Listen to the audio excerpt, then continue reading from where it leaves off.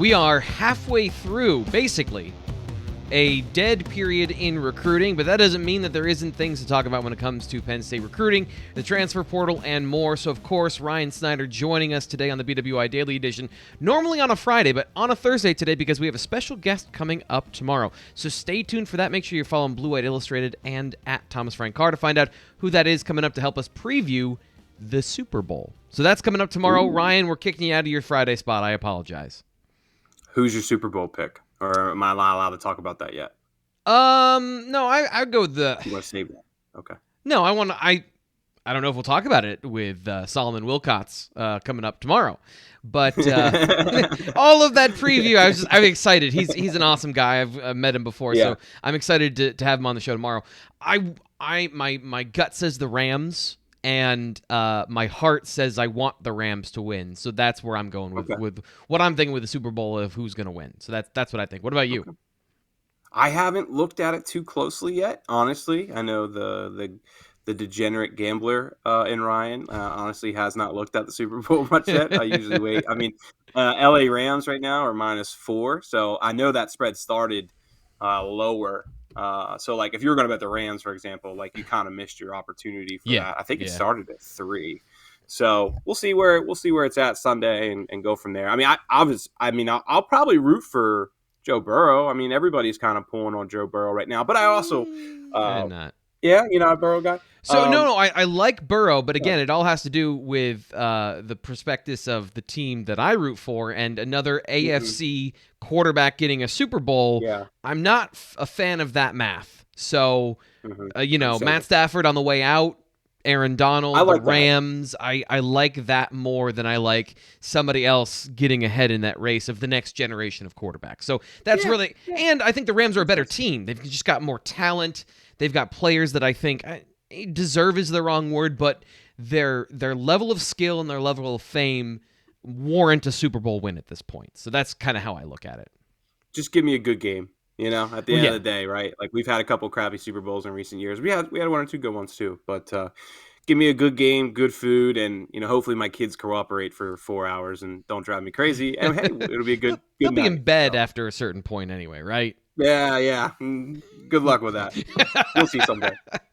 So you talked with Greg Pickle, our coworker, on the recruiting podcast earlier this week about Hunter Nourzad. That news broke on Monday, and then, of course, you guys recapped that. But since then, you had a chance to talk to Hunter and get some more information on the decision-making process, the overall transfer portal experience for him. So what did he have to say about why he chose Penn State and what it was all like? Yeah, much appreciated for Hunter giving us some time, man. He was not someone who really wanted to open up to everybody, and why would you, right? Like, you're past that kind of stage, and a lot of guys, I don't know how much media Cornell deals with, but he's past that stage of his life where you're looking for attention from On3 and sites like that. But it was appreciated him catching up with me, and really I think the big thing was relationships, right? I mean, we talk about that all the time, and even though he's older now, I think Troutwine and the relationship with the staff was a huge part. I think he was open about the fact that he's trying to get to the NFL, and that's the big reason behind this move. Which I think, I think that's the case for a lot of graduate transfers. Whether they tell you that or not is a little different, but I appreciate his honesty on that. And, one other big takeaway, I think, was just kind of where he'll play. We've been projecting him as a guard, and he kind of opened up about the fact that center is very realistic too. And so I asked around about that, and I was basically told that Drew Scruggs wants to do what's best for the team. Hunter wants to do what's best for the team, and with time they will figure that out. But there is a real chance Hunter could be a center for Penn State, and they just got to get him here and figure things out. So go ahead, T-Break. I know you want to talk about that. I want to break my arm patting myself on the back for calling that, but that was just one of those things I saw in films. I was curious about it. So that's good to see that I'm not an idiot, actually, more so than anything about that particular conversation. But he also, I want to make sure I have this correct. It's something I think you said on the podcast. He has 2 years of eligibility, right? So it's Correct. Not a one and done like Eric Wilson. No, but I mean, he was also open about the fact that, like, hey, he wants to get to the NFL. Oh, sure. If his stock is in a position where he can maybe do that after a year, he'll seriously consider it. So we'll see what happens. But yeah, he does have 2 years of eligibility, and I think just kind of like with the junior college guys, with JB Nelson and Tyrese Mills getting an extra year, that's just a more of an incentive for Penn State to pursue Hunter. And, Yeah. The one thing I've consistently heard throughout all of this was that, like, this is the O-lineman they want. And they're interested in Tyler Steen and some other guys still. But, like, this was the guy they want absolutely all out for from the beginning. There's a sigh of relief. There's an exhale now that he's agreed to come to Penn State. So how does this, for sure, with that, how does this change your opinion on what the offensive line looks like next year? Now that they have this transfer in the door, do you have any thoughts on not projecting good or bad, but the depth is a little bit better, it seems. What are your thoughts on the offensive line next season? Still think they need to add someone. I still think they really would, getting a Tyler Steen would be good. And I mean, I'll say this. I mean, I was kind of writing him off. I kind of thought that his brother maybe going to Virginia was kind of, a sign of things to come. But I've been asking around more and more about Tyler, and Penn State's planning to get him on campus in March, or at least that they're hoping to get him on campus in March. So let's see how it shakes out. I mean, he's planning to take visits in March. That I know for sure, and Penn State is hoping to get one of those. So let's see, where, if that happens, and if of course if he were to end up here, and how that would shake things out. But I think you're adding a guy here who looks like a pretty tough SOB. I'll say. I swore the other day on my show. I caught myself on that one. You know, and that's what they need, right? I mean, they need a little bit of sandpaper. Aggressive and get after it, and that's really kind of what stands out here. So this is definitely a hole that they appear to be patching up, but adding a tackle would be great, and that's where Steen has some experience too. Now, I've talked to people about Steen too, and they think that maybe his best position would be guard down the road too. So I don't want to get too into that boat, but let's see. But adding experience, man, right? That's what you want. You and especially on the offensive line, it's much easier to get. That's the conversation too when we're talking about the offensive line, is that it's not now. Penn State's going to say everyone comes in and competes. No one's guaranteed a job. That is always, but when you're looking at the offensive line and the players available, and if you're looking for veterans and experience, it's not going to be Hunter Nourzad or Juice Scruggs. It's about where they line up and how those best pieces fit, unless somebody comes in and blows the doors off, right? So if Penn State fans are thinking Hunter Nourzad goes to center, Juice Scruggs goes to the bench, that's unlikely from what I've seen and kind of what I've felt. Would you agree with that? Yeah. No, I mean they will find room for both of those guys. I mean, I don't really know how it all will shape out, but I would think Landon Tangwall is going to get in there. I would think Wallace.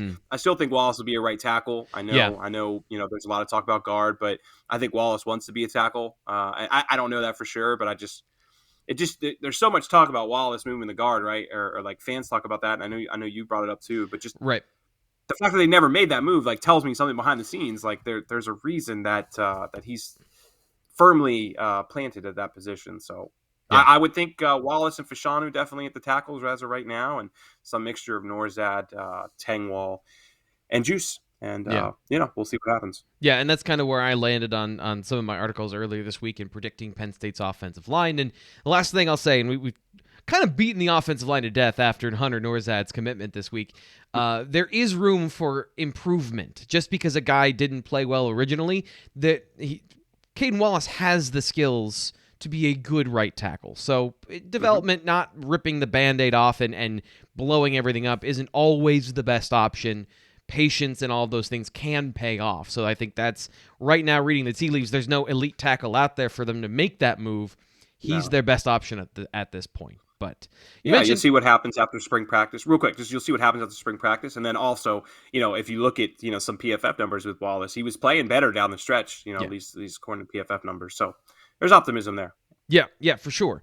And you mentioned getting Tyler Steen on campus in March. That's because, I can't believe I'm saying this, though, we are almost halfway through February. Like, it's such a short month. You can slow down. On Monday. On Monday, we're halfway done. On Valentine's Day, and so this dead period is a great time for people who don't know about recruiting and aren't in depth with some of the things as you are, to explain here on the BWI Daily Edition how the recruiting calendar works, different events, different things within the calendar, and their levels of importance. I loved our conversation earlier this year about junior days and kind of ranking the different interactions that players can have with the coaches. So I wanted to go a little more in depth today on just recruiting and the process so fans know what to expect coming up. And that's what I want to do with you today. So start with February, where we are right now, and why it's a dead period on the calendar. Yeah. So just one thing I'll say is really the recruiting calendar starts in August and goes to July, and that's when it formally turns over. So we would actually be at the midway point. Now, that seems strange because the class just ended, right? Like you would think like this is where you start and then it goes up to next February. But like technically how the NCAA lays it out is August 1st to July 31st. And then, if they make changes for the following year, it starts again for August 1st, which would be, 2022 this year. But we're going to start in February because it's February now. And we'll take this through as if you were a class of 2023 recruit and how your calendar would work. So it is currently February 10th. We are 10 days into a dead period. And basically what a dead period is there is no on-campus or off-campus visits. So James Franklin and his staff cannot go down to, Bo Perbula's in school now, but, they couldn't go down to Central York if Bo was still down there and meet with his coaches, and no recruits can come up to visit. And the reason we put a dead period, the NCAA put a dead period into place a couple years back now is really because coaches at the AFCA meetings and in different kind of circles were pushing for more time to focus on their team. And this is the best time to do it, right? Because a season ends, you run right into December and January and you have that crazy hectic period. Yeah. And then, we used to have then a bunch of junior days in February. And it was just kind of, you could focus on your team during the week, but you also were focusing so much on building those junior day lists that you just never really got to slow down and focus on the 85 scholarship guys and, of course, all the walk-ons currently on roster. So they put in a dead period a handful of years ago, and I don't see it going anywhere anytime soon. I think it's pretty popular among coaches. So this is just a time to reset, look back on your previous season, find some holes, find some things you can improve on, and then get ready. Take some of those deep dives. James Franklin mentioned taking a deep dive on the offense and seeing the good and the bad and all of those things. This is you have the time to do that now, is what you're saying, is give the firm evaluation and make your plans of how you want to use players and how you want to use schemes and systems that you were thinking of earlier, but now there's room to breathe in this month. Yeah. Exactly. Yeah. So this will roll through to February 28th. It's just the whole month, and usually these dead periods overlap in different months, but this one's pretty simple. February 1 to February 28th. And then we'll roll into March. And of course, spring practice for Penn State, the exact dates haven't been announced yet, but I think you can expect it something like March 18th through the blue-white game, what's the blue-white game this year? Is it the 16th or the 23rd? I can't remember exactly. Oh, I had that information and I forgot it. I'll look it up for you. Yeah. So basically what we'll see here now is once we get to March 1st, it's what we call a quiet period in recruiting, and it's anything but quiet. But the reason it's called a quiet period is because off-campus recruiting is limited. Okay, so there's still electronic, and let me clarify one thing too. There's electronic recruiting going on at all times. You can always text, you can always call with these 2023 guys. Now, there's certain limits to how many times you can have phone conversations and all that. I'm not going to get into that today. We're going to keep it just to kind of how the calendar works. But for the most part, electronic communication and recruiting and FaceTimes and all that's happening at all times. But in March, guys are allowed to come up to campus for unofficial visits, and that is really going to be like the main thing we see in March. So this year, for example, March 5th, March 12th. I wouldn't be surprised if we see another junior day or two sprinkled in there. And then as we get into March 19th, March 26th, and then into April, that's when spring practice will start. So I think usually over the weekends, you'll see a handful of guys come up, watch a spring practice, but they're usually not bigger settings. They're more personal settings where a recruit and his family will come up. And like I said, there'll probably be a handful of guys there. Some guys actually do come up on weekdays too. So they get like exclusive one-on-one access. Usually that's for the guys that can drive in the area, they're on Yeah. spring break, something like that. Let me ask you about that quickly too. When it comes to unofficial visits, where official visits are the whole shebang, the school's allowed to pay for your travel to and from, and then what you do during the day. Unofficial visits, the recruit has to find their way to campus, correct? So that shows Correct. a certain level of interest beyond just getting the red carpet rolled out. You got to want to come to a place to go for an unofficial visit. Is that fair to say? Yeah, 95% of these visits we're talking about are unofficial visits, which is where mom and dad drive you up, mom and dad fly you up, whatever it is. If you're coming from out of town, you got to pay for your hotel room, you got to pay for lunch. If the coaches, because for example, you'll see guys go to Champs, they go to Champs on Atherton all the time. Yeah. But like the family has to pay for that. Where official visits, which we'll get into in a second, it's paid for by the school from the very beginning. So the school pays for you to get there. They pay for your accommodations. They pay for your food. Even like during official visits, you'll have player host. So one of the running backs will host an upcoming running back recruit, something like that. And Penn State can give their players a stipend. So if the player wants to take the guy out. I'm not saying they're going out and partying at night, but they go out and check out State College at night. The recruit can pay for that, or the player can pay for the recruit. So it's I mean you get the full Penn State experience on those official visits. You get a good experience on unofficials too. Should you read more into unofficials where you have to go through the effort yourself, or is that kind of part of the recruiting process if you're just interested in a school? For 90% of these guys, you got to kind of take unofficial visits to get to official visits. Got it. You know what I mean? Like now there are a handful of official visits every year where this guy's just an elite recruit, but he's from Florida and his mom, can't get him up here. So the only way he's getting to campus is an official visit. I'm trying to think, like Jerry Cross, for example. Jerry Cross only took one visit ever to Penn State, which was back in June. And that was because it was hard for his family and him to get all the way out here. Yeah. So, and there's other examples of that. I think Kevon Lee came up for the Auburn game, but aside from that, his only other visit was the official visit, and that was previously in the summer, a couple months before. So, you get a handful of elite recruits that they just got to get on campus, and that official be it. But if you're building a relationship with Penn State, you want to be seriously interested in joining that class. You're going to take a couple of unofficial visits, and then it'll lead up to an official visit in the summer. So, do you want to get into that part of the calendar? Yeah, where do we leave off? Where do we leave off before I derailed you in laying out the calendar? So basically in March, we're going to see guys on campus pretty much every weekend. Like I said, I wouldn't be surprised if we see a junior day early in March, maybe even on both those 2 weekends. But as it gets a little later, it'll be a little bit more one-on-one kind of visits. Not saying they wouldn't host a junior day maybe on like April 2nd, because we have seen that in the past, but it's more so personal visits, guys coming up to watch spring practice, because of course spring practice is going on then too. Yeah. So they're busy with that. Once we get to April 15th, then is when we switch from what's called a quiet period to an evaluation period. And also, one thing I will note is once we get to April 1st, you're allowed to take official visits if you're entering your junior year. So from April 1 through the end of June, that's when Penn State is allowed to start paying for guys to take visits. And I wouldn't be surprised at all if we see maybe not a dozen official visits this year, or in this April-May range, but usually when you get to June, then that's when you see, a dozen to maybe like 20 guys taking their official visits, because usually by then Penn State's trying to finish off recruitments, right? Like they're in a good spot with guys. Let's bring them up for their official this weekend and let's end this. And that's why you saw a dozen commitments last July, right? Because guys were taking so many visits there in June. But, and is that also why Penn State wraps up their class, not wraps up, but puts a lot of work in, and they seem to be done earlier than other programs, is because they identify, they target, and then for those official visits, they get a commitment, and then, they don't wait around for certain guys or certain situations. They get the guys that are interested and bring them on.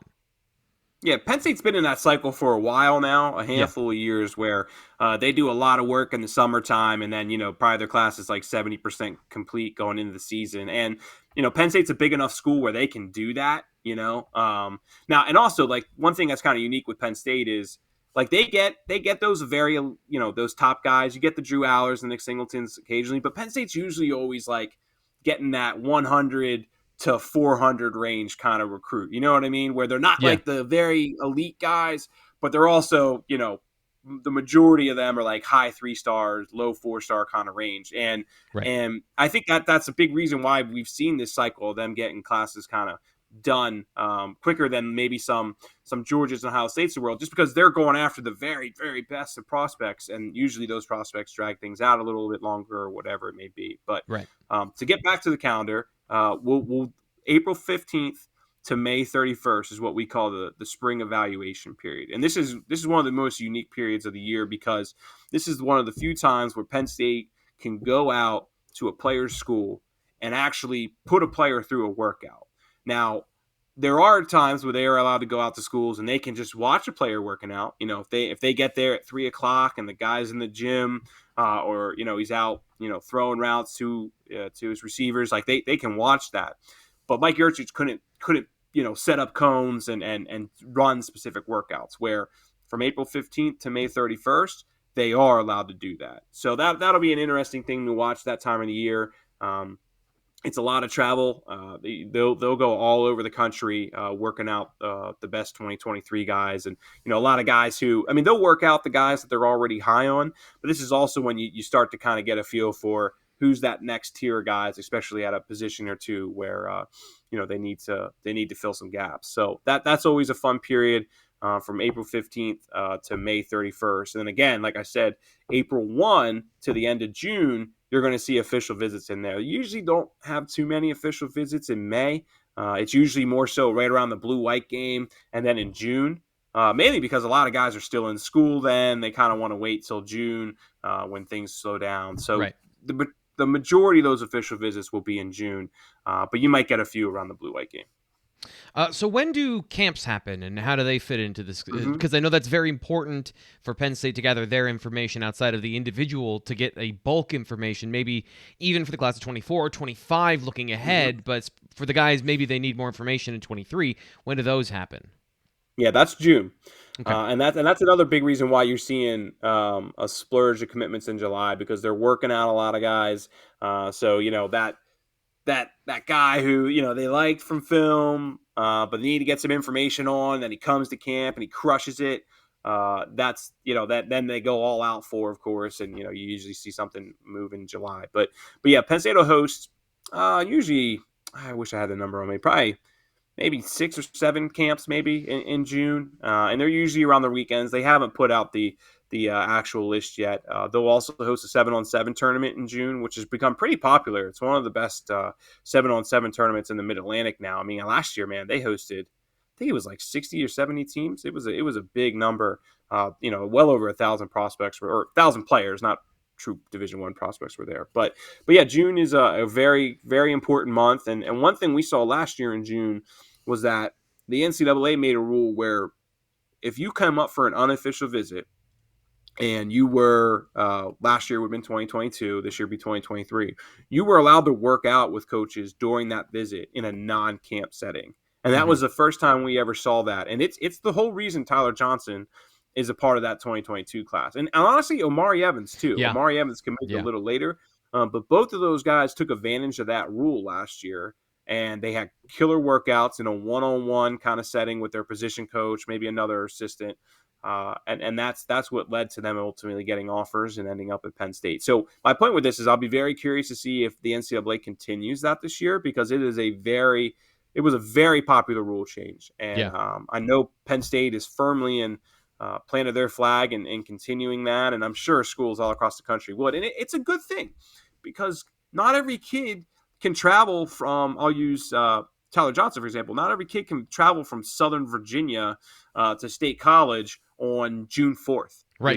There's parents got to work, whatever it may be. So when you open up that entire month to allowing a kid to find a pocket here or there to come up and then do an hour-long workout with the staff when it's in a non-camp setting, it benefits the school and it benefits the kids. So I can't see any reason why the NCAA wouldn't continue it, but hey, it's the NCAA, right? Like we talk Right. about that all the There's some time. sort of So unfair advantage here that we're going to pretend is a thing. Because here's another yeah. thing. Here's another thing, and I know that this is a bit down the rabbit hole, but if Penn State offers, that's going to make other schools go, okay, maybe we need to look at this guy, and then they get him over and then you see somebody's recruitment kind of blow up if they're able Yep. to then go on the circuit. That benefits the player, and it helps kind of clarify where they might stand and help find some of those diamonds in the rough that or at a small school or whatever it may be. So Mm-hmm. you go through that period, and then July is the vacation time. That is still not vacation time for coaches, right? You're still getting commitments. Oh, You're still doing stuff electronically to recruit. So yeah. that's kind of July, right? Kind of similar to where we're Coaches right get more of a now. vacation that month than I do, I feel like. Jeez. Yeah, that was last year. That's Last when we year. started this Oh my YouTube gosh. channel, and I worked at this desk for about 48 hours straight. Whew. Last year. No, I mean, yeah, of course, they're still recruiting. James Franklin Yeah.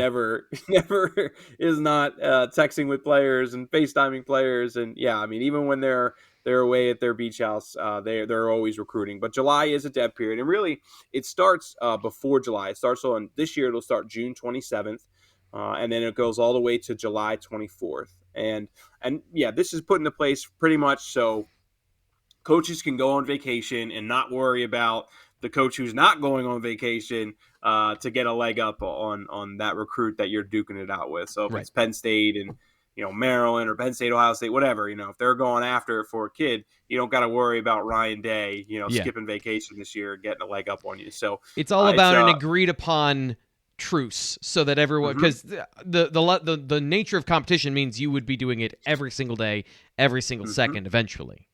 Mm-hmm. Yeah, exactly. Yeah, so that's why that's kind of put into place. But with the way camps have worked out recently, as I was saying, July then is still an incredibly important month because we saw Penn State wasn't the only school that picked up a ton of commitments in July last year. Now, Yeah. last year was also a little unique because you had 16 months of a dead period, and then we just forced all these visits into June, and all these guys wanted to commit, but they didn't get their visits in. So hopefully July isn't as crazy this year, Yeah. so I can maybe go to the beach and not worry about having to run home after eating a seafood buffet. But I've done it before, for the record. But Yeah. but yeah, we'll see. It all just depends on every year where Penn State's at. But it is a agreed upon dead period to mainly allow coaches to go on vacation. Now, of course, like they won't be on. So it's a 4-week period. Like Penn State, the way Penn State does it is like half their staff will go away the first half of the month, and then the other half will go away those other 2 weekends of the month, or those other 2 weeks of the month. So there's still going to always be people on Lash getting ready for the upcoming season. They just kind of split it up where, like I said, half the staff goes this week, or these 2 weeks, and then the other half goes the following 2 weeks. And then the last thing I'll say with July is from July 25th to July 31st. Then is another quiet period. So we see usually 2 more camps there. You see that first weekend in July. Which this year, actually, it's July 25th, a Monday. So Penn State probably will only have maybe 1 or 2. I can see them doing a camp on the 29th and the 30th. They'll try and get 2 in there. And then you also have the Lash Bash on, which this year will probably be July 30th. And that's usually just kind of your last opportunity to get all your top guys on campus before training camp starts for both high school kids and the college kids. And then once you get into August, it's another dead period. Yep. And that's put into place because everybody needs to get ready for their season. High school kids need to get ready for their season, and college coaches need to get ready for the season. So you got a 1 week stretch. I don't know what I'm saying. Stretch where you can cram in some visits. And I think last year we saw guys on campus pretty much every one of those days during that last week in July. And it's the Lash Bash too, which is a huge event. The last couple months here, self-explanatory. Is there anything during the season that's unique or interesting to stand out in the recruiting calendar? Obviously, the coaching staff is focused on the team and winning football games, but is there anything in there that is unique or interesting when it comes to recruiting? Yeah, so it's another evaluation period. So from September 1 to November 27th, which is the exact stretch of the season. Basically, yep. It's evaluation period, and you're allowed to go out and watch player games. That's basically what that is. So yep. You're allowed to go out on Friday night, Penn State will go out and watch Quentin Martin, an elite 2024 guy from Bell Vernon. They'll pick one of those Friday nights and go watch him. And usually Franklin's out on the road pretty much every Friday with some assistance somewhere. If it's an away game, they'll kind of coordinate to wherever the away game is. And if it's a home game, they're usually somewhere in Pennsylvania or Maryland, somewhat close. But yeah, the evaluation period runs, like I said, so September 1st to November 27th. And, you're during an evaluation period, you're allowed on campus visits. But it's classified evaluation because coaches are allowed off campus to go watch players, and that's pretty much what it is. If they're going, like for example, if they're going to a high school game in Maryland that night, we'll say they'll usually go out Friday, and they might stop at a couple schools in that area, which you're allowed to do during the evaluation period, and then they'll go see a KJ Winston play at DeMatha that night, something like that. But yeah, it's mainly about focus on your team, though. Coaches can get out maybe for Friday for a couple hours, but you don't really have that luxury on the other days. This has been super helpful. I feel like this has been super educational to the audience. If they have only dipped their toe into recruiting or they wanted to know more, this lays out the rest of the year. And it also gives me a great calendar to know when I'm going to be busy. So I appreciate that. Yeah. This is my first year going all in on all of this, so it's great. Yeah, there's a lot to learn, man. There is one other thing I'll note with December and January, which is when we have the contact period, which is there's the only two. There's 2 weeks in December and 2 weeks in January where you have that, and that's when James Franklin and the entire offensive staff can go bombard Hunter Nourzad's house, and, right?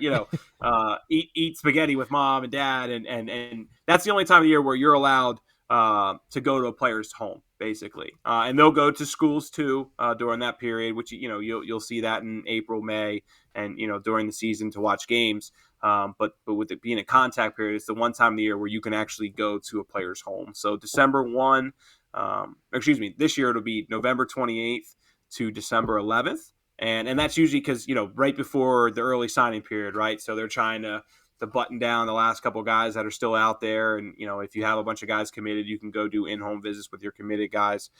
Then we'll have another dead period for bowl season, which, I think Penn State fans just kind of witnessed last couple months from now. And then in January, from January 14th to the 29th is another contact period where if you haven't finished off your class in the early period, you can finish it off before actual NSD rolls around, National Signing Day. So, yeah, it's a fun little calendar.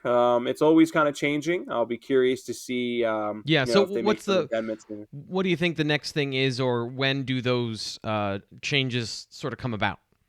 Yeah, you'll see them usually in the spring to early summer if they make any changes. Like I was always curious to see after the 16-month dead period if they would have got rid of maybe like the August dead period this year because there wasn't anything in June. Could they have gotten rid of that for a year, which they didn't. I mean, they kept it the exact same. So what that tells me is that the coaches wanted to stay the exact same because the coaches actually have a lot of pull in how this works because the AFCA, American Football Coaches Association, it works. I don't want to say hand in hand with the NCAA, but like they communicate a lot on what they think is best for this recruiting calendar. So I would expect really not too many changes. The one thing I'm really curious is that June rule. If guys can continue to work with coaches in a non-camp setting. I think that's one major thing that we took from the pandemic that could continue and benefit both the player and the schools. But that doesn't really have to do anything with calendar. That would just kind of be a separate rule change that they would announce at one point. But I don't think we'll see too many changes in the 2023, but we've seen them enough. I mean, adding the February dead period they did not that long ago, and shifting around, some things with the contact period we've seen in different years. But it should hold pretty firm into 2022 and 2023. Ryan, thanks so much. Appreciate it. No problem, man. Anytime. I always forget to do this, by the way. Ryan does an awesome job not only having all this stuff on lockdown, but then getting you the information about the prospects and the players and the details that all go into this. So if you want to sign up, and I should have done this like at the beginning of the show, $1 gets you 12 months of access to all of what Ryan is talking about right now. All the stuff we just laid out, the details as they come in, he gets them to our premium message board forum having card-carrying members of Blue White Illustrated. You sign up for $1, you get 12 months of access. So the whole recruiting calendar you get for $1. All that information, you sign up. It's the first link in this video. You scroll down, Keep scrolling past all my words, but okay, right there. That link, click on that, and you get to our annual plan for just $1. And Ryan does an awesome job. He's just one of the guys that does an awesome job, and he's worth more than that by exponential numbers when it comes to the value of what he's providing. So check that out. Ryan, thanks again. No problem, man. Take care. We'll be back tomorrow. I always want to make sure I have it in hand, and as of recording, I haven't yet talked to Solomon Wilcots, but he's coming up on the show tomorrow. Stay tuned. Super Bowl preview. We'll talk about Nick Scott, the game, and more coming up on the BWI Daily Edition. If you listen to us on Apple Podcasts, make sure you give a review and a comment. Always super helpful. I'm your host, Thomas Frank Carr. We'll talk to you tomorrow.